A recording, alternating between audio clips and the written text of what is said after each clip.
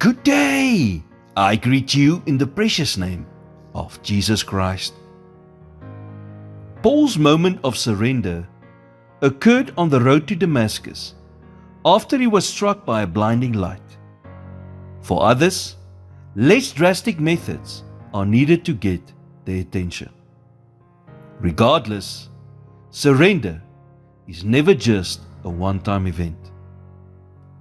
Paul says in 1 Corinthians 15 verse 31, I affirm by the boasting in you which I have in Christ Jesus our Lord, I die daily. Paul understood something that many people miss. Walking with God requires daily surrender. Every day requires fresh dependence on God. There is a moment of surrender, and then there is daily surrender. Daily surrender requires perseverance. It is moment by moment and lifelong. You may have to surrender your life to God anew 10 times a day. Jesus says in Matthew 16 verse 24, If anyone desires to come after me, let him deny himself and take up his cross and follow me. Campus Crusade for Christ founder Bill Bright was once asked, Why has God used and blessed you so much?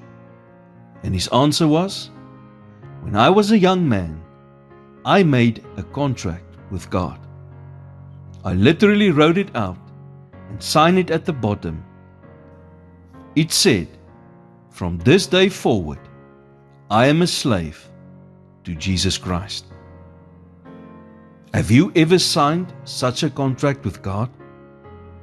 Or are you still arguing and wrestling with God about His right to do with your life as He sees fit?